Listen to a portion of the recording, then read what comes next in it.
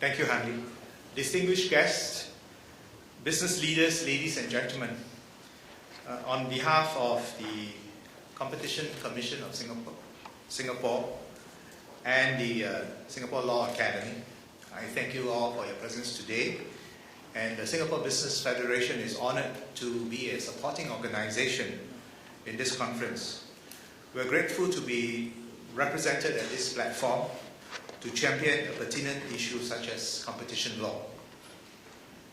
In the past, the Business Federation have had a few collaborations with the Competition Commission, which were mainly outreach and awareness events for our members on the Competition Act. We also quite regularly involve the Commission in our new members' orientation. As Hanley has said, we are the apex business chamber in Singapore. Our mission is to serve the business community while creating value for our members. Our numbers have gone up, our membership numbers have gone up from 17,000 now to 18,400 members. Of these, 70% are small and medium-sized enterprises, SMEs, from the manufacturing, services, and trading sector. Last year, the Federation organized over 400 events, and these benefited some 60,000 participants. You would like to know that we only represent all the larger companies, which are about 10% of all enterprises in Singapore. The rest of the 150,000 companies are all SMEs and micro enterprises. SBF is a very young organization which is celebrating our 10th anniversary this year. In the next phase of our development, we aim to become more issue-centric as a key business advocate. The formation of the Small and Medium-Sized Enterprise Committee under the SBF earlier this year is reflective of our new direction, and the focus on SMEs reflects the nature of our membership. Since its formation, the SME Committee has gained traction as an advocate for business issues. It has reflected the needs of small businesses in Singapore to government during the budget season this year, when 8 out of 17 recommendations were accepted. Also, we have regularly brought up the challenges of our SMEs faced in this evolving local business environment. So part of what I'm going to put forward today on the impact of our competition law on businesses reflects the views of our membership, which is from the perspective of small businesses. As one of the freest economies in the world, almost all our sectors are open for competition. In this environment, our local businesses are not protected, and they need to be keenly competitive in order to survive. The Competition Act is a relatively new construct in Singapore. It was only enacted in 2004. Its purpose was not really to deliver a competitive premium for the economy. Instead, it seeks to uphold free and effective competition for the benefits of consumers, companies, and society as a whole. Enactment of our competition law sealed an important piece of our business legislation which befits Singapore's status as an international business center. Since the introduction of the Competition Act and the consequential formation of the Commission, the Commission has found a small number of local companies who were not compliant with the law. Perhaps the most high-profile case was that of SISTIC, abusing its dominant position in the event marketing market. This is the first case on abuse of dominance under the Act. In 2009, there was another case involving 16 coach operators colluding with their trade association to fix prices of coach tickets between Singapore and Malaysia. CCS has found that such agreements infringe Section 34 of the Act. Last week you may have read in the media of Batam Fast Ferry and Penguin Ferry services being penalized for violating the Act.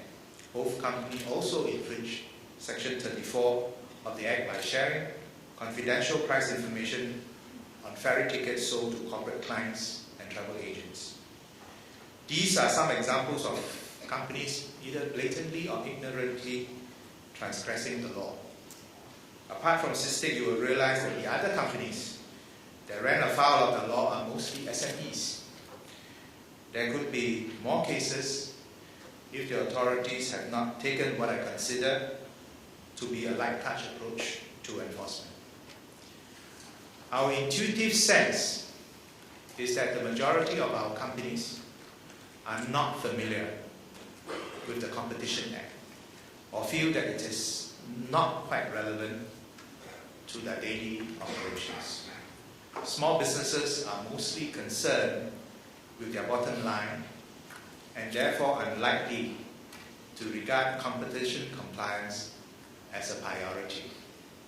But we believe that it is important for all companies to have this basic understanding of competition law and its implications, how it affects their business.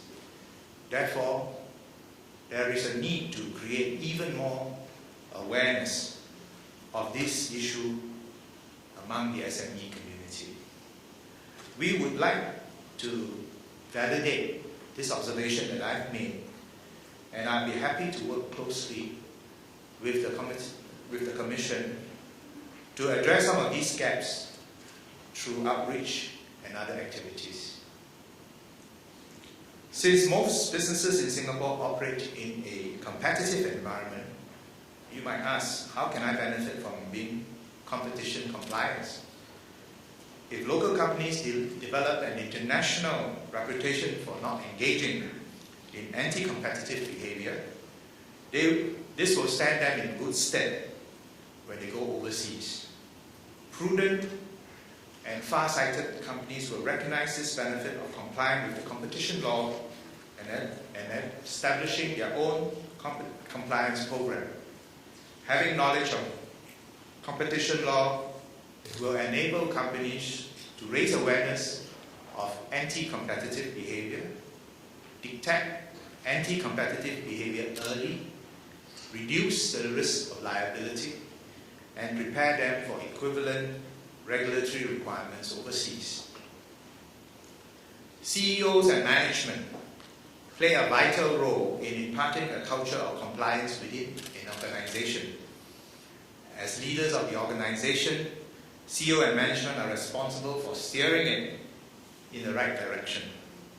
They must have a broad understanding of the framework that governs business competition in order to ensure that business decisions comply with all laws and regulations, instilling a culture of compliance and integrity within the organization. Improving an awareness and knowledge of basic competition law will help to prevent and tackle issues at an early stage and reduce the risk of liability that might otherwise arise from any misconduct. It could also help minimize costs through missteps. For an organization to be compliant with the competition law, it is important for the CEO and management to emphasize its importance, dedicate resources for the training of dedicated specialized personnel, and sift out non-compliance business practices within the organization. Should there be any non-competitive conduct identified, the CEO and management should not hesitate to take appropriate action to ensure that such practice do not continue. To build resilience in the organization, the CEO and management must take the lead to work closely with their staff to implement a standard code of conduct across respective businesses which adheres to competition law. Feedback mechanisms should also be in place to facilitate better communication and transparency. And there also should be a whistleblowing mechanism that will allow the rank and file to alert the CEO and management of any perceived malpractice by fellow colleagues and competitors. With this basic framework in place, businesses put themselves in a better position in the local and international market. I mentioned earlier the work of the SME committee in SBF, which is examining current vexing business issues in Singapore. One of these issues is the high cost of doing business in Singapore. Land prices and rental, transportation charges, utility charges are all high in Singapore. There is a certain hypothesis floating around among our membership that in certain sectors, the market dominance of the few players could be a reason why our small businesses are being impacted by these high costs. We are presently undertaking detailed research of the cost of doing business in Singapore for SMEs, and I'll be happy to share its findings when the research is done. I mean, share the finding generally and not specifically with the CCS. So in conclusion, I want to urge more businesses to be competition compliant. The outreach to the larger companies should be quickly extended to the broader business community of smaller companies, and SBF can provide a platform to reach this broader business community. In the panel discussion that follow, I think you will delve more into the practical issues and challenges of antitrust implications on business compliance and the best practices of competition compliance program. So I wish you a meaningful day ahead, and thank you for listening.